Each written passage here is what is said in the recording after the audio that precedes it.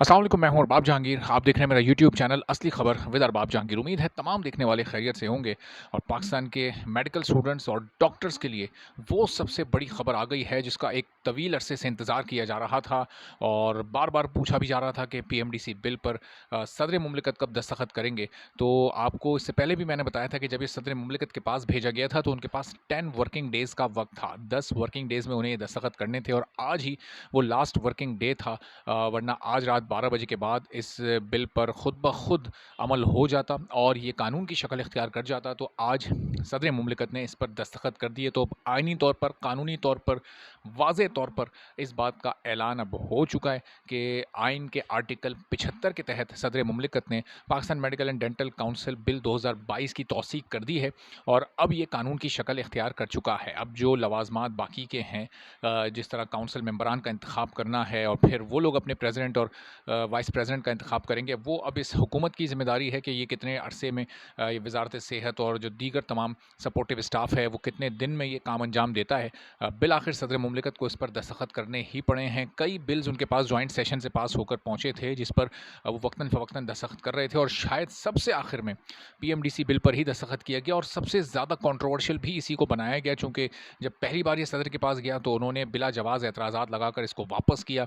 Federal minister से उन्होंने मुलाकात की, उसमें भी इस बिल पर उन्होंने दस्तखत ना करने की बात की और हर तरह से रोकने की इस बिल को कोशिश की। लेकिन बहरहाल देर से ही सही, लेकिन ये बिल पास ज़रूर हो गया। उम्मीद तो ये थी कि ये 13 नवंबर से पहले पास हो जाएगा, चूँकि एमडी कैट होना था और एमडी कैट से मुतालिक सबको ये उम्मीद थी कि ये पीएमडीसी के अंडर में ही होगा। लेकिन बदकिस्मती से वो ना हो सका। 2022 का एमडी कैट तो गुजर गया और अब 2023 का जो एमडी कैट होगा वो इंशाल्लाह ज़रूर पीएमडीसी के अंडर में ही होगा, अगर सब कुछ स्मूथ चलता रहा तो। चूँकि यहाँ पर होता ये है कि जैसे ही हुकूमत तब्दील होती है तो फिर पूरा मंजर ही तब्दील हो जाता है, तमाम इदारों के सरबराहान तब्दील हो जाते हैं, पॉलिसीज़ तब्दील हो जाती हैं, यहाँ तक कि खेल, तालीम और सेहत के शोबे को भी नहीं छोड़ा जाता, जबकि पूरी दुनिया में इस तरह से होता नहीं है।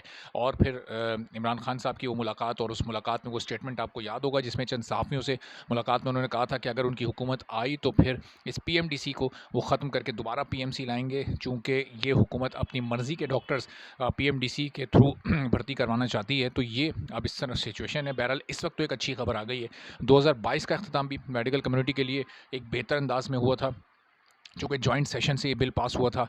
जब आखिरी 11 दिन इस साल के बाकी थे और जो शुरू के 11 दिन 12 दिन हैं उसमें भी आप देखें कि एक बेहतर आगाज़ इस नए साल का हो गया है और आपको पीएमडीसी बिल की मंजूरी की खबर मिल चुकी है और ये ऑफिशियल खबर है, ये मुसद्दिक़ा खबर है। सदर आरिफ अलवी इस पर दस्तखत कर चुके हैं और उनकी तरफ से जो एक ऑफिशियल ट्वीट होता है वो भी जारी किया जा चुका है।